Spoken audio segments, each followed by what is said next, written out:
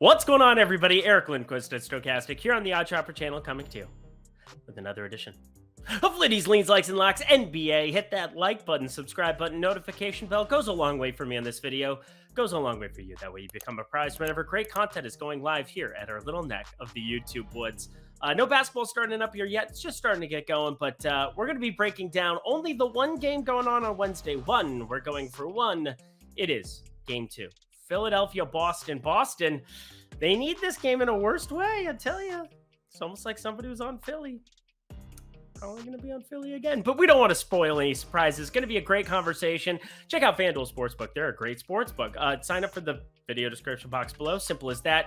Again, trying to help you. Bet $5, get $150 in bonus bets. And hey, let's say you've signed up at FanDuel Sportsbook. DraftKings, they did the copycat thing. They have the identical offer going down in that video description box below, but I strongly suggest, considering they're the two biggest sportsbook around, having exposure to both, because you want to shop for odds. That's why it's called Odd Shopper, always finding the best odds, whatever your bet may be.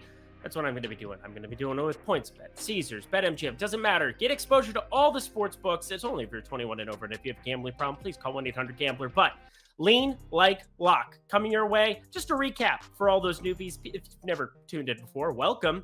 You're going to get some weird pop culture references, maybe some singing from time to time, but most importantly, you're going to get the best information that I got here in my noggin and on this spreadsheet. Those are good things. But a lean, that means that it's something I'm thinking about betting. I'll talk you through the entire process. We'll recap game one.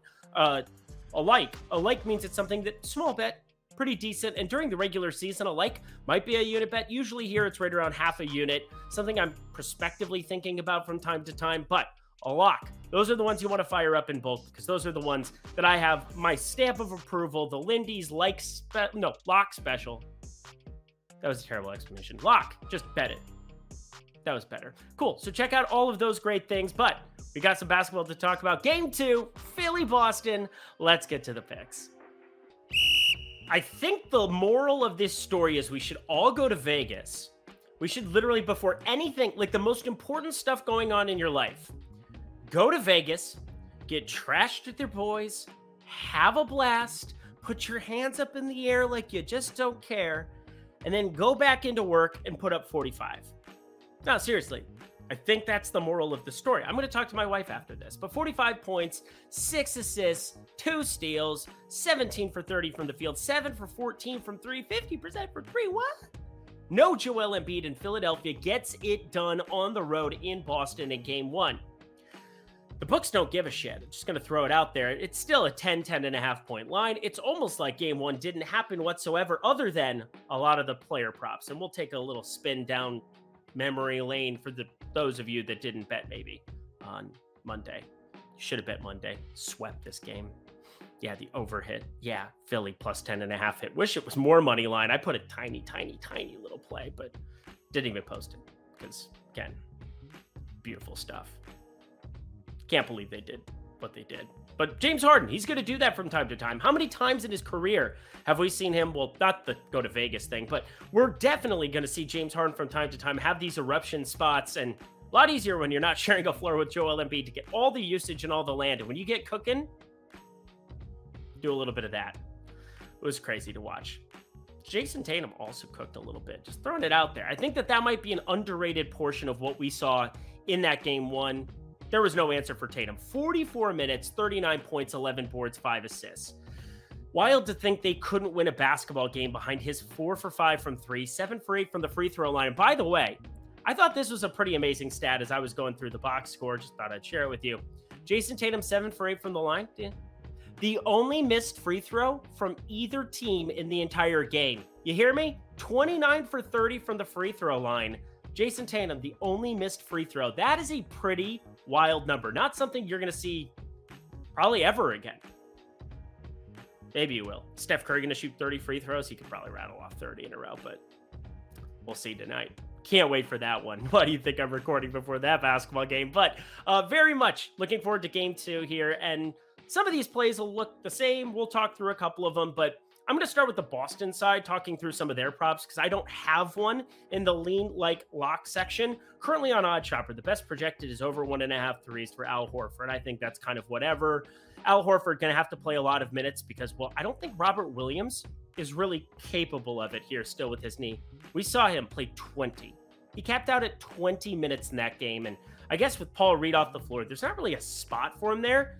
And Philadelphia didn't really go small at any portion of time. Like, they still kept it to a pretty tight 8-man rotation, only a 9-man rotation. But in essence, it was a 7-man rotation considering Robert Williams just 20 minutes in that game. But Melton, unbelievable off the bench from the Philly side. But Jason Tatum's the guy to be paying attention to. We're seeing those props really inflated, 43.5 PRA. Lots of big numbers that exist around the entire industry for tomorrow. And I don't find a lot of them all that appealing, but the one I might be considering, Derek White. I don't know what to make of his performance in game one. He was the most atrocious player on the floor from the Boston side, but I've long believed that he needed to be on the floor more throughout this entire season based on a lot of his advanced analytics. Boston, their best rotation had constantly been with Derek White in it. Like the top 10 lineups for Boston throughout the entire season in terms of EPM, expected plus minus, all had Derek White on the floor. But Malcolm Brogdon played 34 minutes, got it going quick. He got his swerve on, 9 for 16 from the field, 2 for 6 from 3, 20 points, 3 assists, was the 6th man of the year this past season because, well, he should have been. I kind of wanted it to be quickly. I had a little bit of money on quickly, but such is life. We quickly move along just because I wanted to talk through that process. I think I might be shorting Derek White 12.5 at FanDuel Sportsbook, plus 100, under 12.5 points. That is for Derek White. You can't play worse than that, but the usage itself is something that I think we just have to be like strongly considering paying attention to. But let's get to the leans, the likes, the locks, like you're paying attention to, and don't fast forward ahead. Just don't do that. Tyrese Maxey, though, he's the guy that I want to start highlighting. Didn't have to go completely nuts like James Harden, but he was still awesome in that game one. 10 for 24. Yeah, 24 shot attempts, only 2 for 9 from 3. But we got the threes across the board because we had it as a piece, parlay that I did on the Odd Shop. Catch that every single Monday through Friday. I'm going to be on that Mondays and Wednesdays, I believe. I'll take a look at the schedule. Maybe I'm on it here for Wednesday, but want you to be looking at Tyrese Maxey over 2.5 threes this time around, minus 125 at PointsBet. We can't predict how guys are going to knock down shots, especially with decent defense and Derek White, Malcolm Brogdon, a number of those pieces, but I can predict usage. Usage is going to be something that's predictable, and Tyrese Maxey, 2 for 9 from 3, 10 for 24 from the field. That is a ton of shot attempts. Pretty much all the shot attempts were funneled through Harden, Maxey, Harris, and Melton. Those were your 4. So over 2.5 threes has to be the first play here on the board for me. Tyrese Maxey, that's a lean, but I'm pretty sure it's going to get involved in parlays for me. Again, I'm not going completely nuts with this game like I did. Got a little carried away in game one. It was good stuff, but think about it, gotten a little bit lucky in some spots, and I think we're going to be revisiting a lock approach. The James Harden one was an absolute nuke. Absolute nuke! So we're not going to be upset about that. But let's jump on over to the like department. For all of you playing totals, spreads, and everything else, talked about it. I wanted exposure to the plus 10.5. Only, I thought there was a chance it could move to 11, but a weird thing happened. We saw the line move inside of 10 when Joel Embiid went through shoot-around. We saw 9.5, the best number on that morning. But when Joel Embiid got ruled out, it moved to 10.5. There was an 11 hanging for a quick second. Didn't get it, but was able to get back in on the 10.5 train, just like I talked about on this video.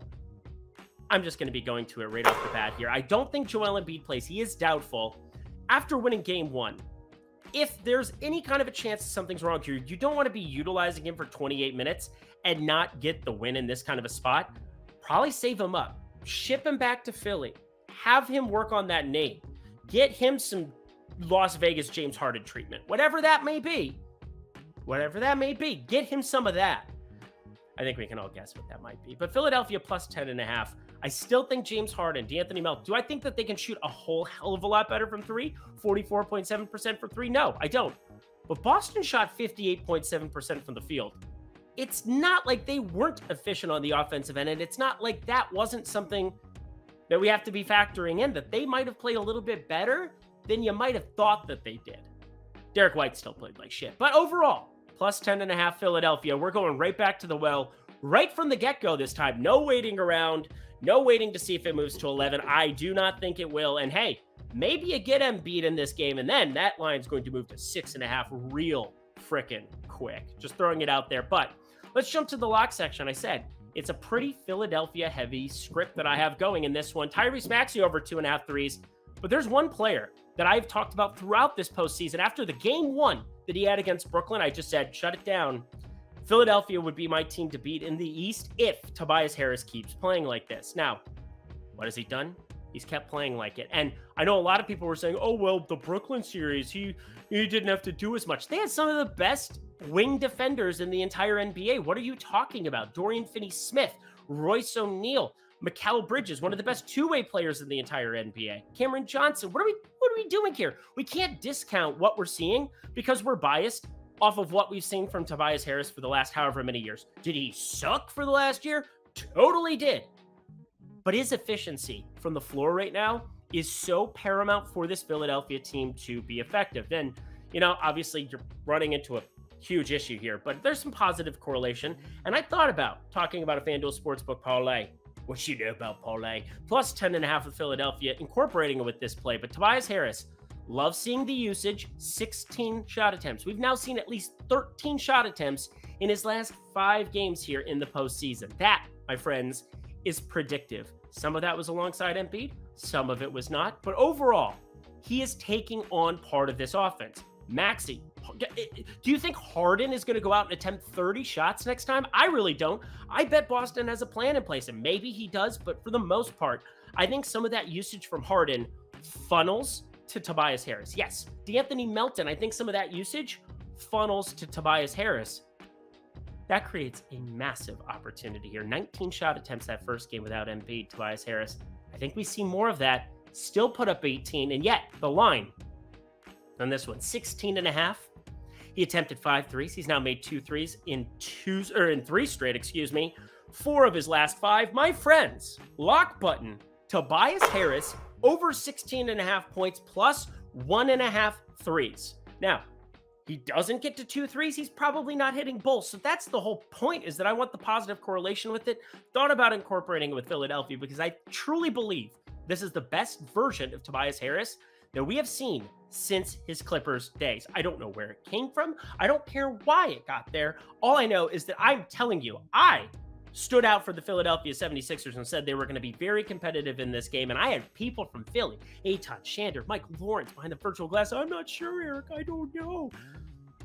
Tobias Harris is, I mean, he's the key to the entire thing. I think Harden, whether it's through creation for other players or knocking down his own shot, and Tyrese Maxey's kind of become that dude. This is your key. And also Paul Reed just being functional. But Tobias Harris over 16.5 points plus 1.5 threes. My favorite prop combination, favorite prop period. If you just want the 16.5 points, that's lovely too. You can put a little bow on it, dress it up, make it look pretty. Minus 109 on Caesar Sportsbook. Best current available line. Go get it, friends. And that does it for another edition of Lindy's Leans, Likes, and Locks in the NBA. Head to that comment section below. Let me know how Tuesday's bets went for you. Let me know what you're looking forward to seeing here on Wednesday. If there's any play from this game that you've got your eye on. But I've got my eye on FanDuel Sportsbook for a lot of y'all. Sorry, I can't say words right now. FanDuel Sportsbook, definitely be checking them out. Bet $5, get $150 in bonus bets. That is fantastic stuff. Also, DraftKings, they have the same identical offer going on down there. Take advantage of it. It's only if you're 21 and over. And if you have a gambling problem, please call 1-800-GAMBLER. Alrighty, y'all. I'll be back on, what is it? Carry the one. Thursday. Yes, I will be back on Thursday covering all of the NBA action for you. Until then, I'm Eric Lindquist. Best of luck in the NBA streets on Wednesday. Go Philly!